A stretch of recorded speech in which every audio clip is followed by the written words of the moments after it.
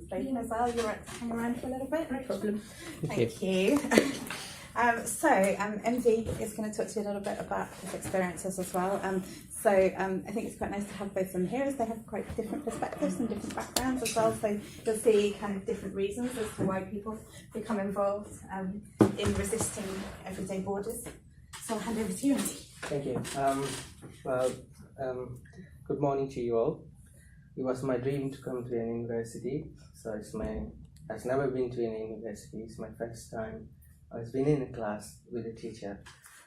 Thanks for bringing me here. To be honest with you, I was being told by Kathryn to discuss about why I became involved with activism and how does it relate. Kathryn, before I start, I would like to apologize for my bad English because this is my second language. So if there's anything you don't understand, you can ask me again. I'll try to answer myself as much as I can. Before I start, to motivate you guys, I'd like to tell you, do not accept badly made cup of tea, and do not surround yourself with people who make them. Because I told you, because they don't care about you. So I can ask, how many of you do you know about asylum seekers and refugees? There's two different perspectives. Do you know what asylum seekers, everyone?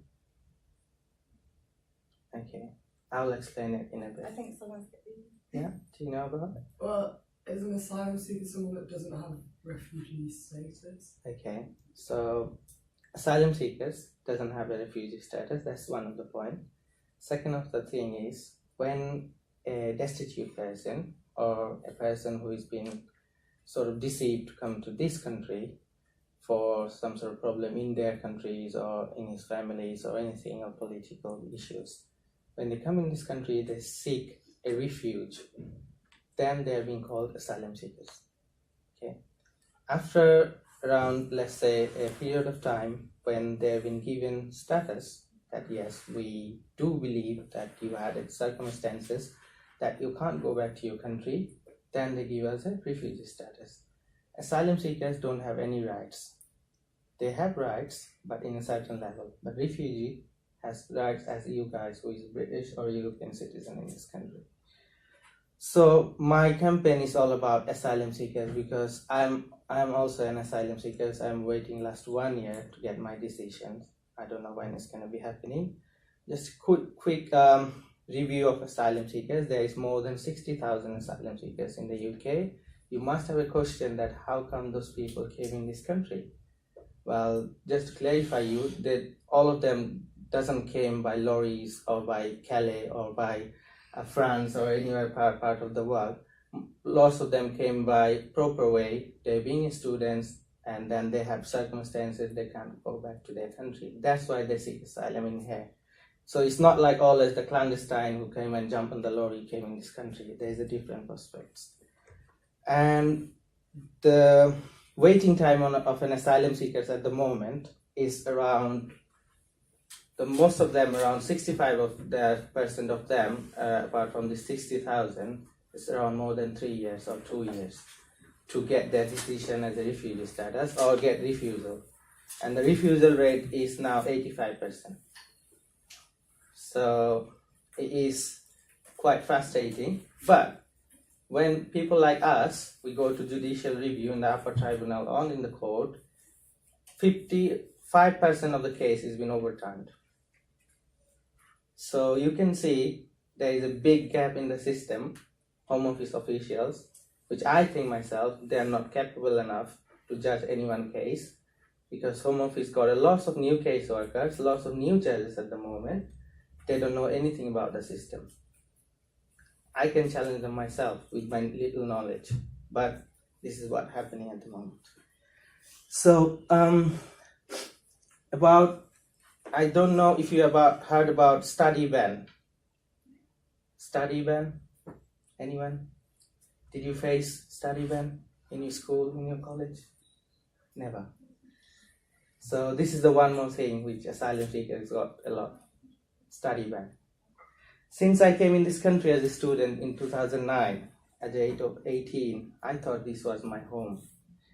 But being a part of harsh immigration injustice, I had to flee Portugal because I couldn't extend my visa, I couldn't finish my study because of money. Well, you could ask me that why you came in this country when you don't have money to pay for your study. That's a good question. The reason behind it is, when I came in this country, my family situation was different. After 2 years, my mom has been diagnosed by cancer. So I have to support her instead of they support me. So my situation suddenly turned around and I cannot do anything myself. And apart from supporting her, my family, I couldn't finish my study. So I couldn't go back to my country because there is a lot of money I have to spend. The medications, hospitals, it's not free in Bangladesh and it's quite expensive. So I have to flee to Portugal. Then there's a long story. I got married in Portugal, I got a son and everything. And then suddenly my situation started changing. So I was being trafficked to UK by my in-laws, and they've been demanding my land and everything because they're British, they can do that. This is what they say. After being rescued from the house where I was been confined for 6 months, I couldn't raise my voice, I couldn't say anything.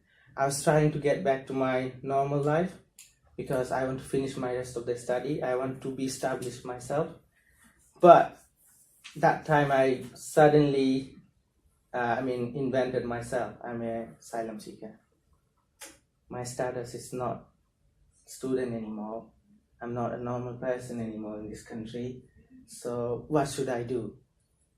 I tried a lot to find out the way to get back to education, get back to college, get back to universities. As you told me as well, 6 months ban. It's not 6 months as well. Even if you go some of the schools, they just told you that, well, probably we can't take you this year, come next year. And you can't ask them why is that.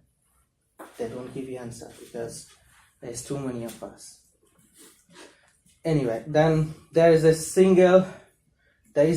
I was being rescued, there was not a single organization where they came to help me because I was potentially detected by the government of Home Office as well as a victim of trafficking, victim of slavery, and with modern day slavery and domestic violence and servitude. But I couldn't find any help from any organization. The reason why, don't get wrong, ladies, because I was a man.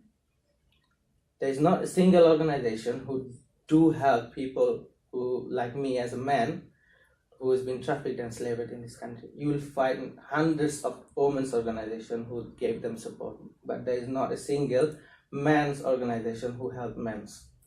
So it was really frustrated for me. But end of that, I was being referred to an organization called Black County Women's Aid.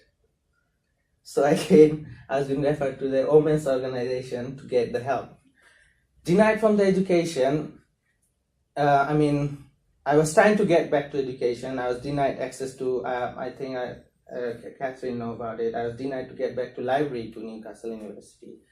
They sent me a letter, you can't get back, you can't study in the library. I said, okay, that's fine. Then I was being told that you can't go back to university. It was not easy the way you guys applied through UCAS to the university. I had to fight to the bank to pay that UCAS money, £12, to apply for a course because I don't have bank account. I do have to have half an hour interview session with the Barclays bank manager to pay that £12 in the UCAS account.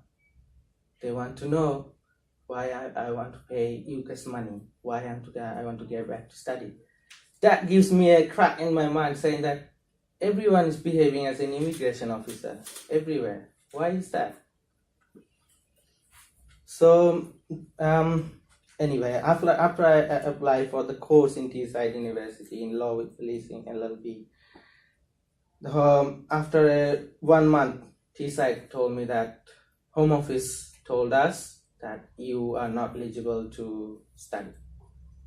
I asked the university, I'm applying for scholarships, I'm not taking public fund from the government, I'm not using public money. why I should be denied to get back to education. I'm not using your money, I'm just getting a scholarship. Please, why can you explain me? They can't explain me. They got back to Home Office again. I gave them a big email saying about the European regulations, about Article 8 and everything. But again, they denied that. We don't really bother about the rules and regulations. Probably it's just on the paperwork. They always follow when it goes to the court. But even if it's not going in the court, they don't really bother about us anyway. So what I decide, I will go for it. I will try. What's behind it? Let's give it a try, because if I'm being denied after staying in this country for 5 years, then coming back, traffic back here from education, what will happen with the people who just came in this country? Probably a couple of them are engineers, a couple of them are doctors from different countries like Iran, Iraq, and the war-torn countries. Are they going to face the same thing? I found it very distressing that lots of people like me has been still struggling to get back to education. I found an organization called Refugee Aid in London. They helped me to lodge an appeal regarding that decision to the Home Office. I did apply for scholarships in Teesside University last year, which is specially designed for asylum seekers. And this is the only university in North East who is giving scholarships to the asylum seekers from the first time in the century as well. To be honest with you, then the university couldn't reply me. I went to the court. The Home Office spokesperson came in the court. I was in the court. The judge was there. The judge asked the Home Office that, can you please explain why this gentleman is being told he cannot go back to study, whether it's not being funded by the government, someone else is going to pay for his money. And the reply was very surprising. The Home Office person says, can we ask the Honorable Court to give us 2 more months so we can let you know why he cannot go back to study. So it was very surprising, and the judge got very furious, and he said, stop your utter nonsense. Either you're going to tell me today why this guy stopped being back to study, otherwise you need to let me know why. I need to give my decision. Home Office couldn't give me any answer in the court in London. Top of that, within a week I got bail, which is bail 206, to get back to study. My study ban was being left. But what I did through the case, it was quite amazing. It was quite a good success. My case was one of the landmark case, which is been lodged by Home Office. And for that case now, the asylum seekers are now able to go back to study. So I made the path clear for my next generation, who's going to be asylum seekers in this country. I was quite happy about it. But doing that, for a week, I lost my scholarship in Teesside University. I was supposed to go back to uni in September, but again, Home Office and Teesside University played what is called the Home Office ban card against me to deny me from the scholarships. So I was quite frustrated, and what I looked through all this process that in Northeast there is only one university, it's Teesside University. I think in the ranking they're not really good as well, and in financial sectors, if you look, if you comparatively Durham, Teesside is one of the lowest level universities, who's got less money, but they're offering scholarship there to the asylum seekers, while Northumbria, Newcastle, Sunderland, Durham is doing nothing. They just keep saying we are there for the community, we are doing it for blah blah blah. We had a good meeting with Durham, with Kathryn as well. I was being there. So I thought, well, I would be there and try that if I can make any change or make any scholarships in front for the next generation asylum seekers. Asylum seekers are not like me always. There is a lot of families living here, and there is a lot of kids who just passed the college and they don't have any access to the university because they don't have money and the government doesn't pay them. So it's not like people like me who will get access to the education. There's a lot of kids who actually got education from the college from this country. They are being also told that they can't go back to university by Home Office. So I've cleared that part for using my case from now on. The Home Office has been sort of came in the need. They have published a new regulations after my case saying that, well, asylum seekers now are able to study if they have funds. Well, the second thing is, my question is, why not Northeast universities? I think I'm campaigning about it, but the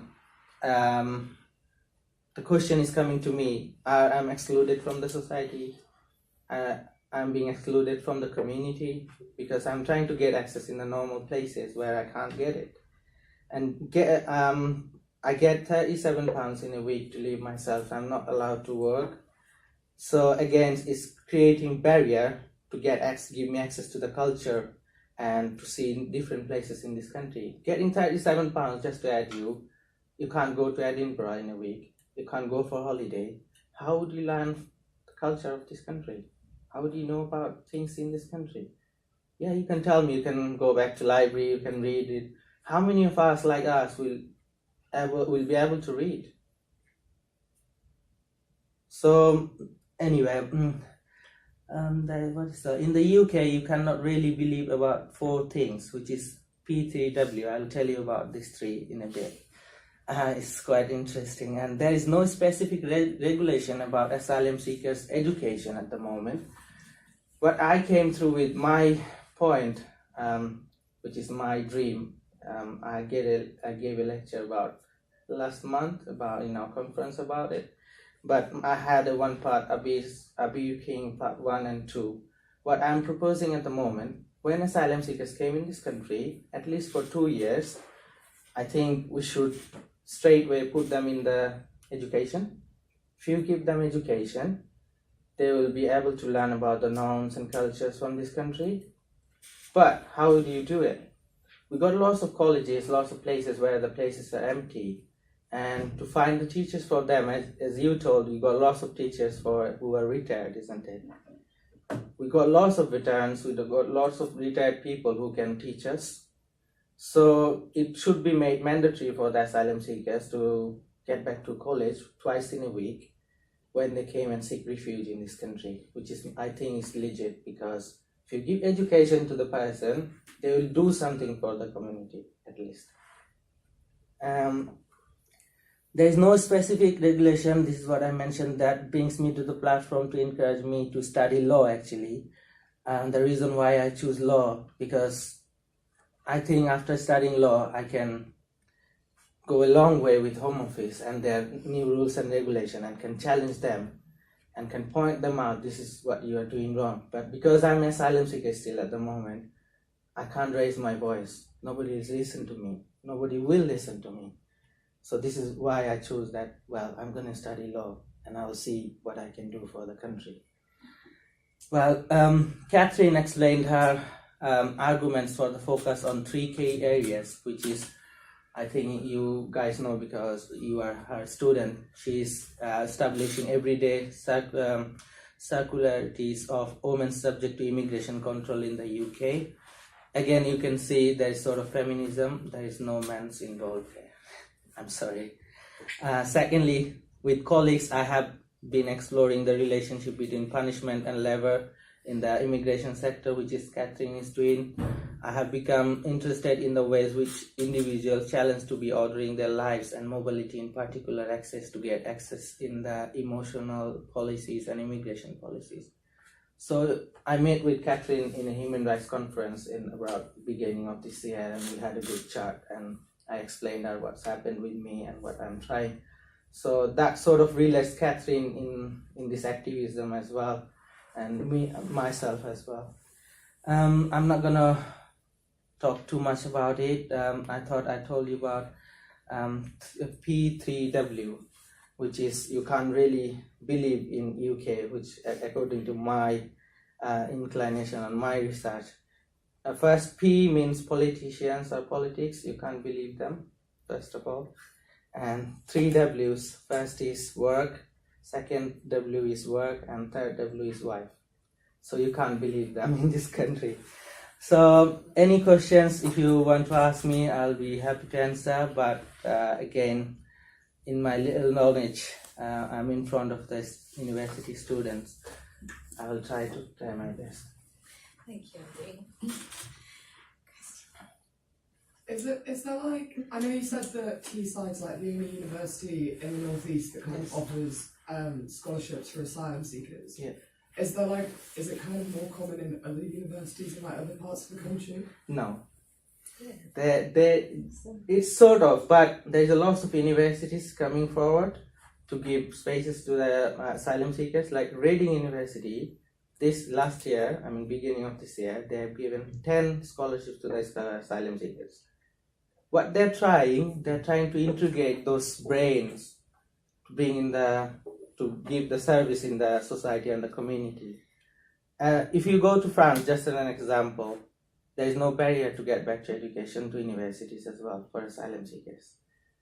But how they're using them, the recent example which I gave as well in my last speech is the World Cup 2018. If you find it, 7 of the players who played in the main team, their families were actually asylum seekers. They used them and they got the result.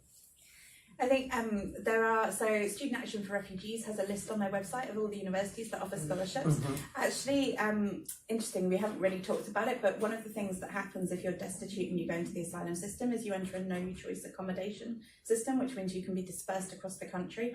The issue is that many of those scholarships are concentrated in areas like London and the South East, where there aren't huge numbers of asylum seekers, particularly those without means, because they get dispersed to some of the areas of cheapest housing, which is why we have, particularly on Teesside, but also here in Newcastle and Gateshead, we have high numbers of asylum seekers, and so it's problematic in terms of there's a mismatch. So we have, there's an asylum seeker who lives here in the North East whose accommodation is in Sunderland.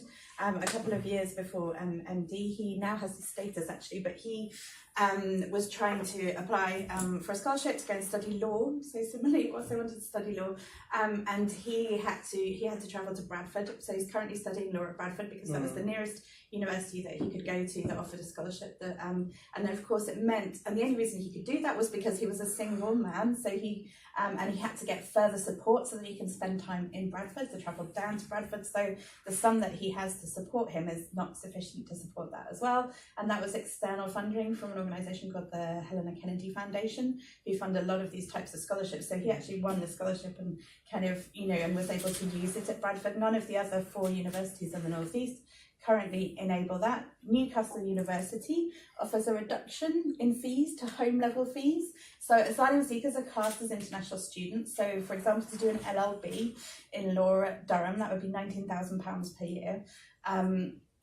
Newcastle University reduces it to the same level of fees that you pay, but obviously asylum seekers don't have access to student finance, so they're not able to finance it in that same way. Since 2013, Newcastle University have only had 5, so they've had 6 people apply for the fee reduction and only 5 have been eligible to take it up. So it's not a very useful policy, basically.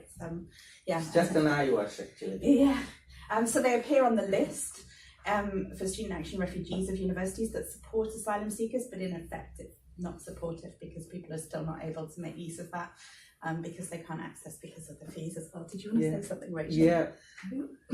Most of the programs only have about 10 spaces available. So that's the maximum, isn't it? So the average. Oversubscribed. Yeah. So we know Teesside this year, for example, didn't offer any kind of marketing. They just spread the information in the local community. And for 4 undergraduate scholarships, they had over 40 applications. Some of whom had the advantage of having been through the UK's education system, and then when they turn 18 they have to put in their own asylum claim, etc. So it meant that many of those who got those spots were people who'd already been through education in the UK, which meant that older asylum seekers, for example, or those who hadn't come through the UK education system didn't get the support in applying for Teesside. So there are lots of those kind of inequalities as well. Top of that, there is a clear, I want to clear all of you, if you think the asylum seeker just came in this country for money and to work, no, it's not true. There's lots of people like me, asylum seekers, who is working for the community. I work for Citizen Advice, I work for a school as a teaching assistant, I work for Newcastle Fire Services, but end of the day is volunteering. So I know lots of people who's trying to contribute in the society and to integrate themselves, but we got lots of restrictions. Everywhere we go, we have been asked to show our ID. Even the nurse in the GP would ask me that, why is your ID? So it's sort of like an immigration control everywhere we go. Any questions, please?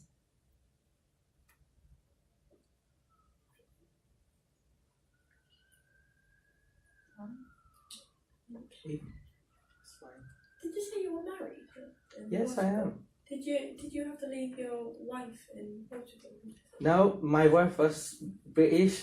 They went in Portugal and got married with me, and then suddenly they cancelled my residence in Portugal. Then they demanded money from my parents, demanded the land from my parents, which we did, gave it to them, and then they trafficked me in country. So it's a long story actually, but I was being told lots of times, because they're British, they've got red passport, I can't do anything to them. But as long as I think the law is same for everyone.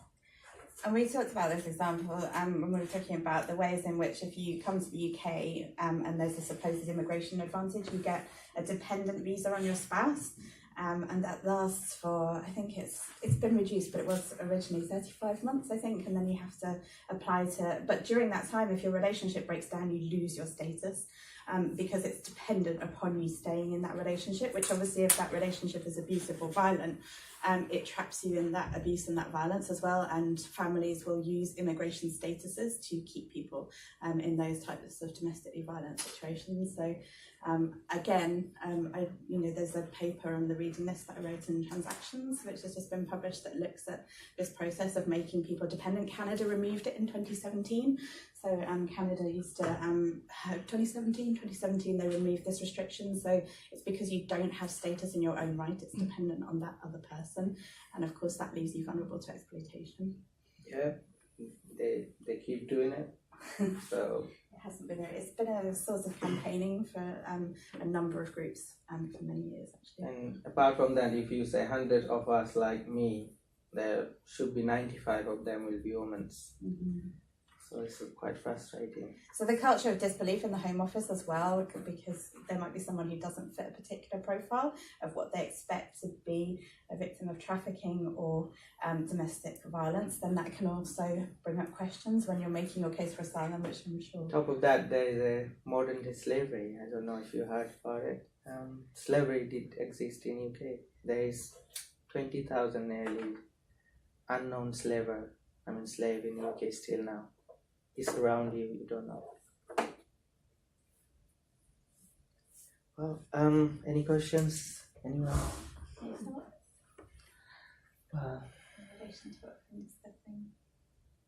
Yeah, I'm here till 10, so I have to go to sign in to police station. So I think it's really important to think about the different ways in which people might resist these processes of everyday boarding, whether that's providing language education that might support asylum seekers to actually understand the process they're going through and to just engage them in different ways, and whether that's legally. So by and one of the things that's quite important is the Home Office. It's not, we talk about the Home Office as if, as someone with status, that it's very easy for us to kind of say, well, that doesn't feel right, or to challenge something. But if you're someone who doesn't have status in this country and you're challenging the government department that could give you that status, that's an extremely frightening thing to do. I think I didn't mention about it. I went to Upper Tribunal to challenge Home Office, asking that why they didn't have answer to stop me to get work education. Now they're offering me the legal aid money, telling me that please go away, we give you the money, please leave us alone. And eventually I've got legal aid, so I don't have to pay myself. What does that mean? And top of that, as you told us, that university, they thought we are international students, they consider the international student. I have to go through IELTS. I don't know how many of you know about IELTS. I have to give IELTS exam as well. They asked for 6, I got 6.5. But top of that, you can't go back to uni. So that's the test that universities generally impose upon international students, to test their level of English. And so because you're considered to be an English an international student, you also have to pay to pass that test as well. That's something that universities impose. They don't have to do that. They could assess English language qualifications on their own. They could do an internal test. Universities have lots of people who are specialists in ESOL who could do those tests without it being charged through this kind of recognised body as well. So there are things that could be done to remove those barriers as well. Lots of people ask me, why don't you go back to home, Bangladesh? First answer is, I have exposed my traffickers gangs, which is who do transport people from Calais to here. They do kill people and put them inside the grave, which you don't know. There's a lot of undocumented people in Calais. So I had a potential threat in Bangladesh. My parents are getting threat as well. And top of that,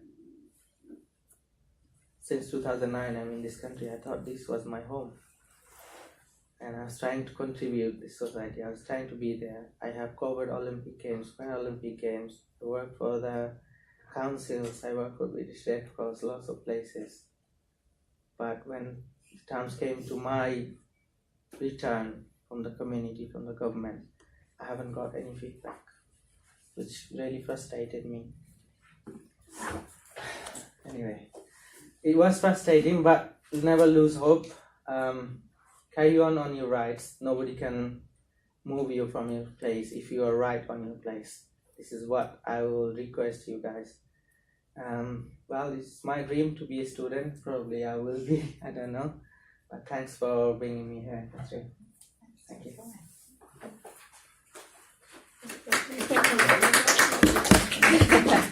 Interesting camping in a small group.